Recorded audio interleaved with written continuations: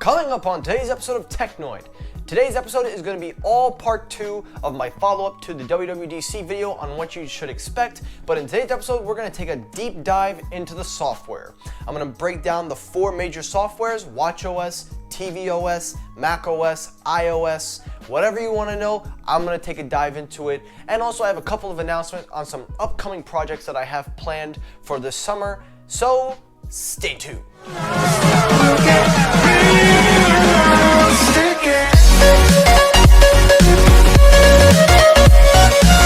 What's happening, everybody? Michael here. Welcome back to Technoid, and as promised, this is part 2 of the follow-up to what you should expect from WWDC this year. Now we're going to take a look at the software. Now, before we discuss the Apple software of every major OS, I have just one announcement. I would like to announce that the JBL soundbar review is currently being filmed. For those of you just tuning in, I am a reviewer. I also review tech stuff. I talk tech and everything.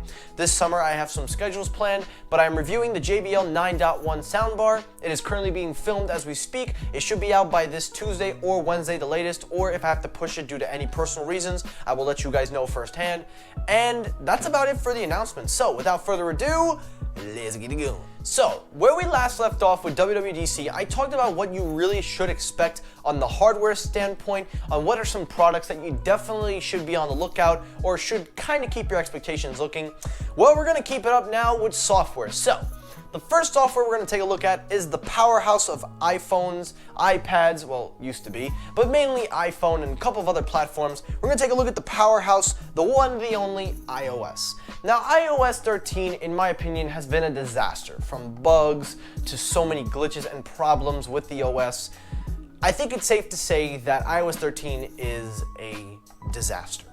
It's a disaster. It's not what Apple wanted, and you could definitely tell coming from iOS 12 to 13, there were a lot of problems. Now, what they can do to fix it, in my opinion, what they can definitely do is definitely address the security issues and also the bug issues they've been having, because that's the first thing I think we should expect with iOS 14. You should definitely expect Apple to make some kind of scheme of how they're doing a new OS build, so that way it's easier, bug-free, all that kind of stuff. But I will say this, iOS 12 was one of the best OS that Apple ever released for the iPhone. I'm going to just say it right now. Now, with that out of the way, the first thing you should expect is a tweaked home screen. Now, it has been rumored for so long that Apple would finally make you now tweak your home screen. It was rumored to happen in iOS 13, but it didn't happen. iPadOS kind of allows you to do that, but not exactly. Well, you could definitely expect you to finally have some more customization. I think customization is the key when it comes to Apple, because they want to open up, be a little bit more easier for users, but also making it simple. So by allowing your users to customize, this to me is easier. Now, don't expect it to be fully customizable, just expect it to be a little bit tweakable with a little bit of widgets or things like that. I'm just saying. Next thing is wallpapers. Now, Apple, in my opinion, has some unique wallpapers when it comes to their OSs, but this year is going to be a little different because this time around, they will actually allow you to redesign your own wallpaper setting. So you can now implement what you want. This doesn't just go for your iOS device, but this goes for CarOS, reportedly from 9 to 5 Macs. Now, if this is the case, this is a show that Apple is heading in a different direction with their OS, showing that they can allow their users to have some freedom instead of being restrained all the time from what they want them to use. So I really appreciate the fact that they are doing this and letting their users feel the customization process. Android did it first. I'm just kidding. But that's what I think. Now, next thing you should definitely be on the lookout is improved accessibility. Now, when it comes to accessibility, Apple kind of really does a good job in terms of their features. Now, a couple of features that were mentioned were fire alarms, sirens, doorbells, things that can help you alert with haptic feedback to help you understand. I think that's actually very key, especially with people with hearing disabilities. You give them an edge with their iPhone. So I definitely think that's a good thing to do, especially what they did with macOS, where people having a hard time, they can't move their, disabled, they can't, but allowing them to speak. I think that's a good feature. So we'll see how they do with iOS. Next thing I think you're definitely going to see more of, and this is really a given, ARKit expandability. Now, for me, I'm not a big AR fan. I'll be honest with you, I have never used ARKit ever. I have never even used anything AR when it comes to Apple. But I have to say, Apple is being really good with perfecting it, making it feel smooth on their technology. So you can expect maybe some more augmented reality improvements, but I really don't care, so that's just me. Next feature you should expect in iOS 14 is a feature called Car Key. Now this feature was kind of leaked in a code source. They later found the internal files that showed this image, but basically this is a feature that Apple will allow you using iOS coding to link your iPhone to your car, something similar to what Tesla does. The only difference is Apple will allow you to enter your code onto your phone. You can unlock your car door with specific cars that work with this way, and it would allow you to essentially be keyless, but your phone would be kind of like your key. So I think that's actually pretty interesting, considering that Tesla kind of already had that kind of set up. But Apple wanting to do this, I don't think it definitely coexists with Tesla. It's just for Apple users, just like how you have Find My Car and things like that. So I'm okay with that feature. The next thing you should expect, advanced iCloud keychains. Now with iCloud keychains, you know, iCloud is really kind of getting iffy, but it looks like they're going to simplify that by making you use only one password and helping it be much more easier of removing older passwords, so that way you don't have to worry about old passwords just sitting in your iCloud.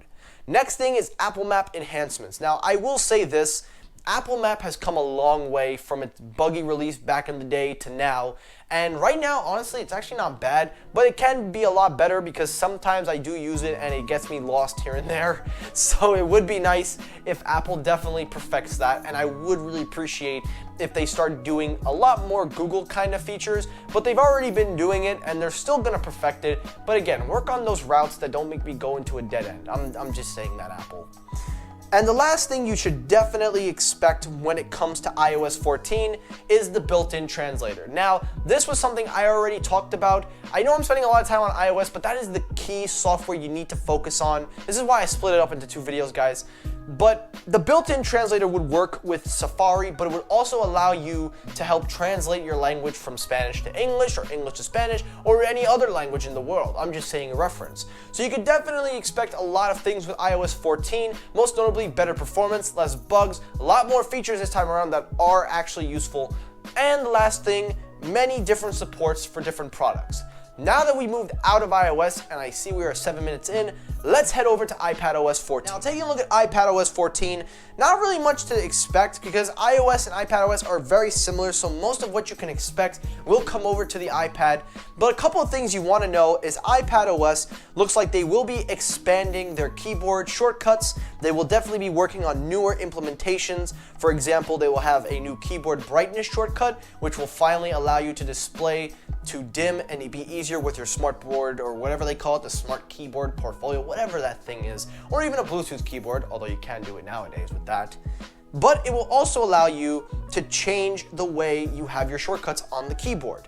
Another thing it's important to know with iPadOS 13, they are going to modify the keys for your typing pleasure and also expand the trackpad customization, because you've already released the trackpad, so it's easier to expand on that.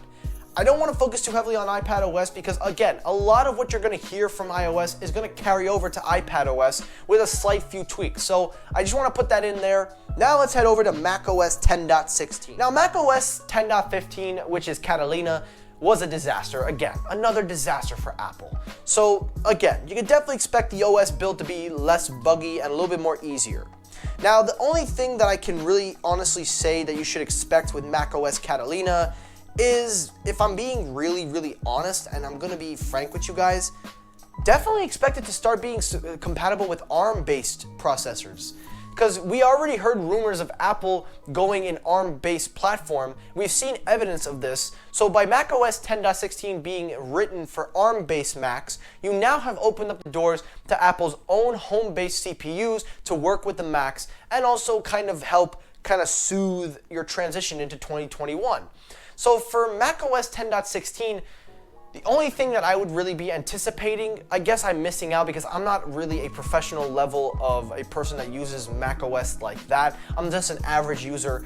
But if there's something that I would personally expect is definitely ARM-based support. So now that you can get that support in, now you could start optimizing for when your Macs run your own OS and you run your own CPU all together in the one chassis. So that's really it for Mac OS. Again, there are probably some things that you definitely are going to want to check out, but if I forgot anything in this video, definitely comment them down below. Now let's take a look at watchOS 7. So, taking a look at watchOS 7, you could definitely expect watchOS 7 to be a lot more health friendly like it always is. However, the difference this time around is that it looks like watchOS will be helping you look for not only how you feel, but also your mental health, because apparently it says here watchOS 7 is going to be more when you have a panic attack. It will help feel a lot better when you basically, how do I put this? If you feel like you're going to feel claustrophobic with mental problems, the Apple Watch and watchOS 7 can help kind of detect that. I know this is a very sensitive thing I'm talking about, so I don't want to really dive into it too personally, but I will say this.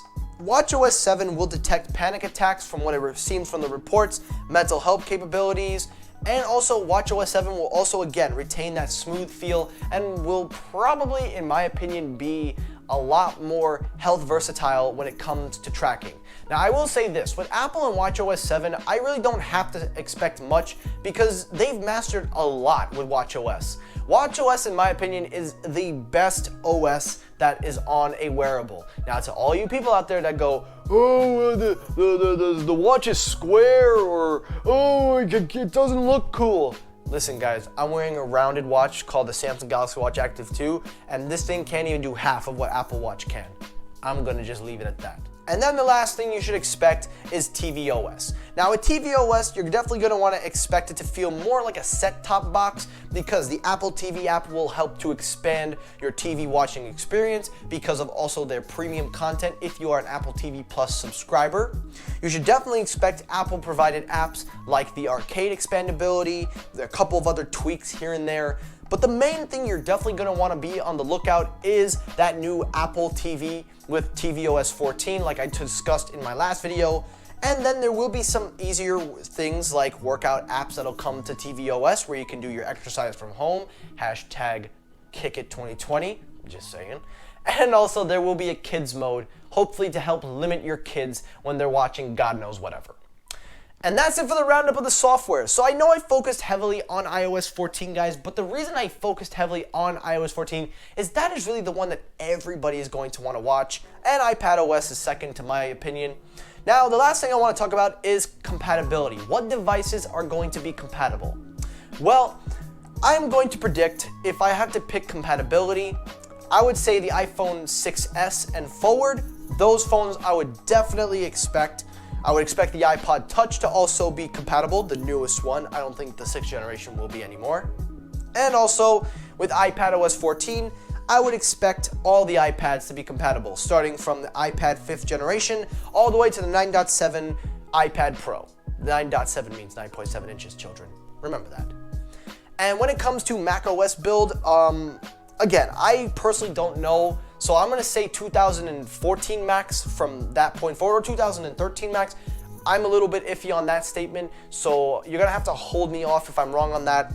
When it comes to watchOS 7, I think the Apple Watch Series 1 onward is probably gonna still be compatible, or maybe Series 2, that's my opinion. tvOS 14, again, compatible with all the Apple TVs on the market, the 4K, 1080p, and then the newest one, which will replace the 4K. And lastly, that's about it. Lastly, I guess the only thing left to talk about was HomePod OS or anything else, but I don't think anybody cares. And that's it for what you can expect with WWDC 2020. Now guys, this is a long episode. I'm sorry if I focus too heavily on one section, but again, like I said at the beginning of this video, the main objective of WWDC that most people typically do watch, and this is really proof out there, is iOS. So if you don't watch it for iOS, then hey, to each his own. But that's everything you should expect from WWDC 2020. Again, I gotta get going. This is a long video. Thank you so much for watching. If you like the video, hit that like button. If you dislike the video, hit the dislike button. That helps circulate my videos. As always, guys, thank you so much for watching. Take care, everybody, and peace.